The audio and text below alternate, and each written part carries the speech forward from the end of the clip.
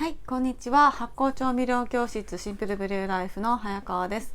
このチャンネルでは発酵食などの食に関する知識や、食と健康、そういったことをテーマにお話をさせていただいております。チャンネル登録がまだの方はぜひ最初にしておいていただきますと他の動画も見やすいと思いますのでどうぞよろしくお願いいたします。今日はですね、お塩の話なんですけれども、海水塩と岩塩のこの使い分け方っていうところをですねちょっとお話ししようかなというふうに思います。もうお塩ってですね本当にいろんな種類があって形もそうですし、味とか、色とかもですね本当にいろいろな種類があってそれぞれに一口に塩といってもですねそれぞれにかなり味が違います。味とか、食感もですね含めて違ってきますので、いろんな使い分け方っていうのができると思うんですけれども、やはりですねその、使い分けをするにあたってこの分けるって大まかに分けるっていうとやっぱりその海水塩を使うか岩塩を使うか、どっちにするかっていうのが大きなポイントになるかと思いますのでこちらをですね、お話ししていこうかなと思います。まずは、この海水塩ですよね。で海水塩っていうのは、海水塩の中でもいろんな種類があるわけなんですけれども基本的にはですね、微妙な美味しさとか繊細な美味しさをこう出したい料理に使うっていうのが適しているんですね。一口舐めてわしょっからいっていうだけじゃなくってちょっと深みがあるような味わいを出せるのがこの海水塩の特徴ですので、繊細な美味しさを味わっていただきたいような、そのお料理自体が繊細なものそういったものに使うのがおすすめですね。で素材で言ったら、野菜とか穀物もいいですし魚介類、こういったもの、いろんなものですねいろんなものに全般的に合うんですけども、こういったもので、やはり特に和食に、合うということが言えます。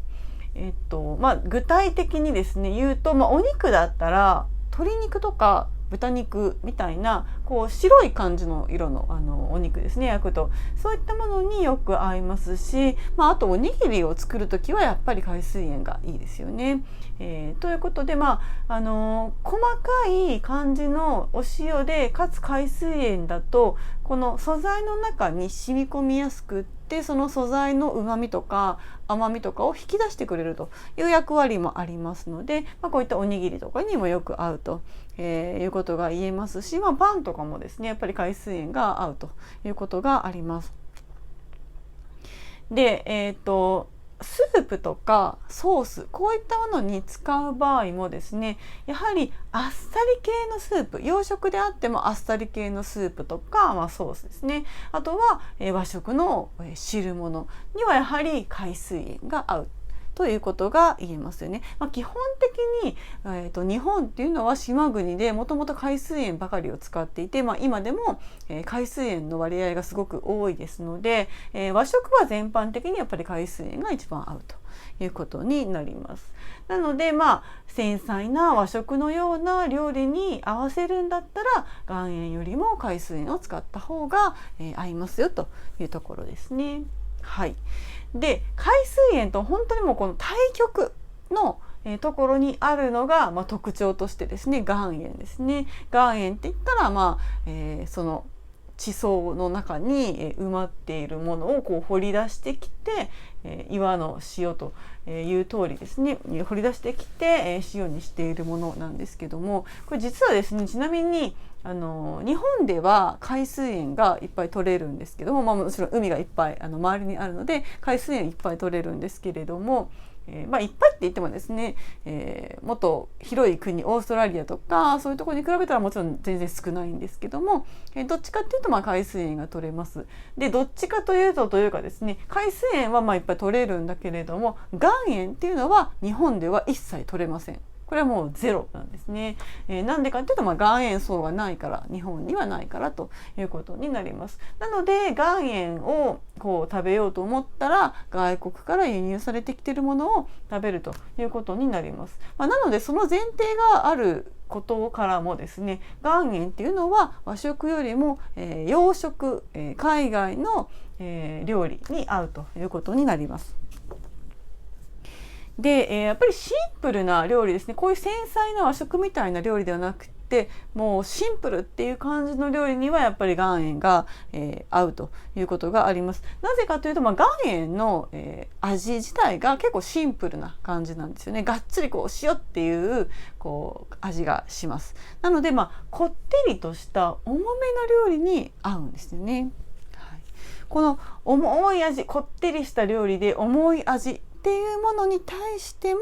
岩塩はその重さに負けないぐらい強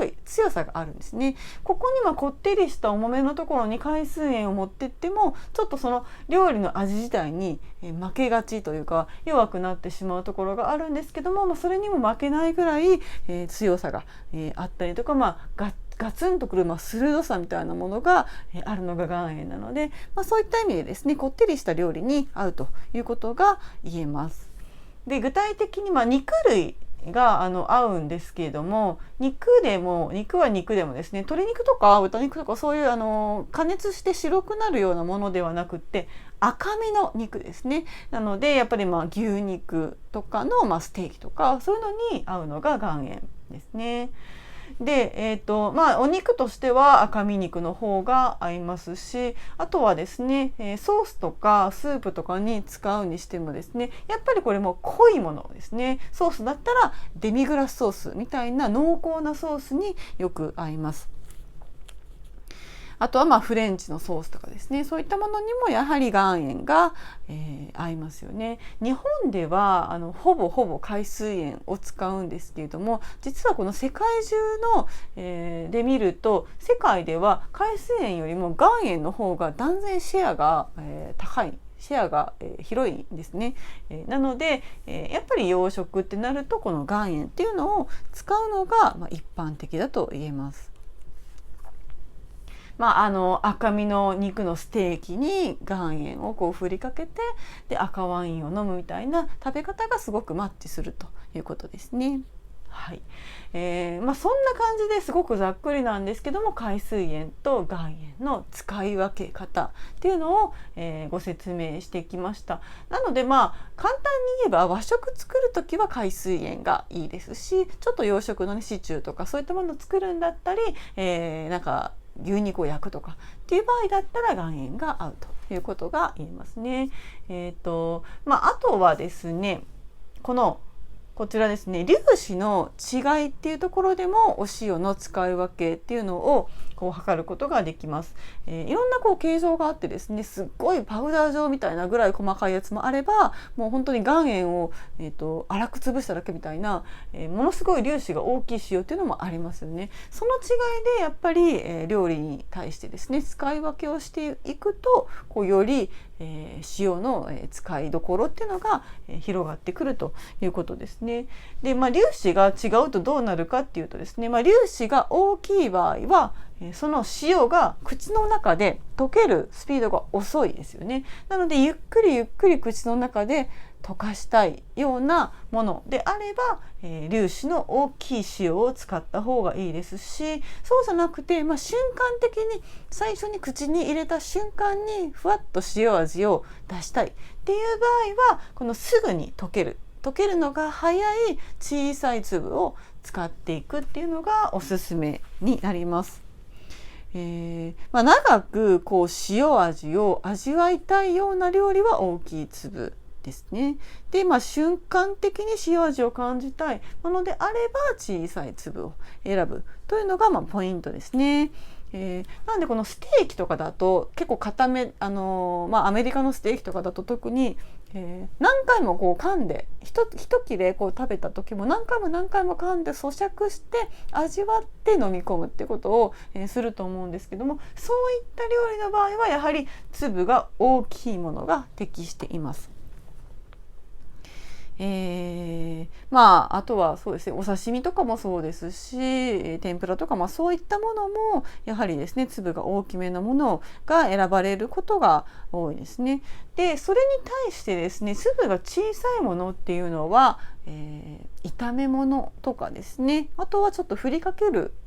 塩、そういったものでちょっと振りかけた後、もう素材に馴染んでいってほしいようなものを、選びたいっていう場合はやっぱり小さいものを選んだ方が、いいということになります。その方が向いているというところですね。なので、海水炎か岩塩なのかっていうところもまず、重要ですし、それに加えてこの粒子の大きさの違いっていうのもですね、選ぶポイントになってくるんじゃないかなというふうに思います。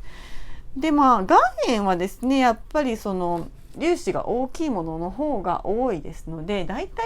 い岩塩を選ぶ場合は粒子の大きいものを選ぶということになってくると思うんですけれども、海水塩の場合は、いっぱいあります。もうすごく細かいパウダー状のものもあれば、岩塩ぐらいもうこの塊が大きいものですね、そういったものもありますので、いろんなバリエーションをですね楽しむことができます。塩ってほとんどもう賞味期限がないので、いろんな種類を揃えておいて、で10種類ぐらいとかですね、家庭の台所に常備しておいて、じゃあこの料理にはこのお塩、この料理にはこのお塩みたいな風にですね選べると、すごく楽しかったりしますね。味的にもですね、そのハーブとかが混じっているハーブソルトみたいなものもありますし、そういったバリエーションを選んでもいいと思いますし、ただ単純にですね、そのパウダー状の塩と、ちょっと粗めの塩と、岩塩とみたいな感じで置いておいても、いいかなというふうに思います。よくですね使うのは、私はこの炒め物とかにはパウダー状のお塩を使ったり、してですね、あとこう振りかける魚とか肉に、下処理として、振る場合、そういう場合は粗塩を使ったりしますし、岩塩はやっぱりお肉に振りかける、方法ですね。そういったことをやって分けていたりします。でそのパウダー状のお塩って結構あると思うんですけども、パウダー状のお塩を使う時にちょっと注意点があって、それ何かというと、パッパッパってこの振りかける量が、普通のサイズっていうと、一般的な粗塩よりもちょっともうちょっと細かいようなもの、サラサラっとした感じのお塩とパウダーの塩って同じぐらいパッパッパって振りかけてもかかる量が全然違うんですよ。なのでパウダー状の塩を普通のサイズの塩と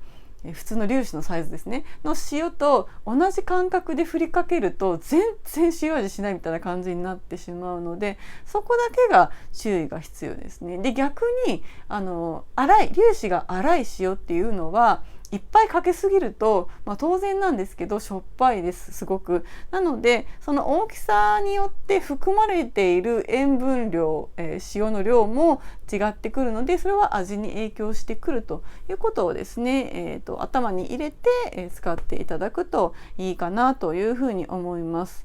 パウダー状の塩だと有名なのが、沖縄の宮古島の雪塩っていうやつですね。雪塩っていうやつとか、あとはこれも沖縄なんですけどヌチマースっていうお塩ですね。ヌチマースとか雪塩は私もよく使うんですけれども、すごく特許製法とか取っていたりして、もう本当に細かいパウダーなんですよね。でヌチマースはですね、特にミネラルの含有バランスが特徴的で、マグネシウムが異常にって言ったらおかしいですけど非常に多いんですよね。マグネシウムの含有量がめちゃくちゃ多いので、ちょっとマグネシウム不足だなっていう方とかはヌチマースはすごいおすすめですね。雪塩もとてもおすすめです。結局そのパウダー状にしていると残るミネラルの種類が特定されてきたりするんですよね。塩の結晶にする、タイミングによって残ってくるミネラルの、種類が違ってきますので、そういった点で結構パウダー状のものっていうのは、マグネシウムとかが多かったりします。で、ちょっとザラッとした粗めの塩でおすすめなのは、これも沖縄なんですけども、アグニの塩ってやつですね。これ結構スーパーとかに売ってたり、すると思うんですけども、アグニの塩っていうのもすごく美味しくておすすめですし、あとは広島の甘人のもじ塩っていうやつですね。これもじ塩なんですけど、もじ塩の中ではすごく美味しいのがこの甘人のもじ塩っていうやつですね。あと石川県の輪島ってすごく製塩業で昔から有名で、昔ながらのこの、塩田みたいなのがあったりするんですけども、そこのですね輪島の海塩っていうのもすごく美味しいですね。おすすめです。はい。でもうちょっと粗くない、サラサラっとはしてないけどちょっとしっとりしていて、でもそこまで細かい粒子じゃないっていうやつで、おすすめなのが、海の精とかが有名ですよね。海の精だったらおそらくどこでも売ってるんじゃないかなと思います。よっぽど大きめのスーパーだったらどこでも手に入るんじゃないかなと思いますね。海の精は種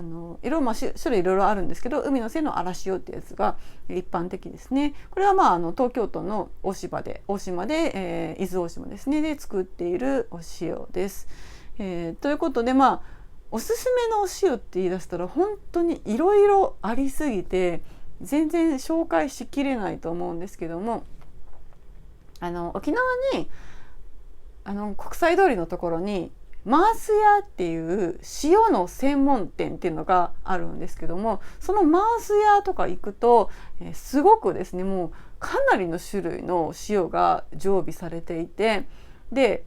テイスティングとかもできるんですね。なのでお塩が好きっていう方にはもうたまらないお店なわけなんですけれども、そのマース屋はですね沖縄にありますし、もう今銀座とかにもあるので、気になる方はぜひですね、塩の屋って書いてマース屋っていう風に読むお店なんですけども、そこに、ぜひ行ってもらいたいなと思います。本当にいろんな種類のお塩が置いてあるので、もう選びたい放題という感じですね。はい。ということで今日はですね、海水塩と岩塩の使い分け方法などについてお話をしていきました。この動画が気に入っていただいた方はですね、ぜひチャンネル登録もよろしくお願いいたします。あと動画のタイトル欄タップしていただきますと、動画で学べる発酵食講座というですね、ものも案内しておりますので、気になる方はぜひそちらもご覧ください。ということで、また次回の動画でお会いしましょう。さよなら。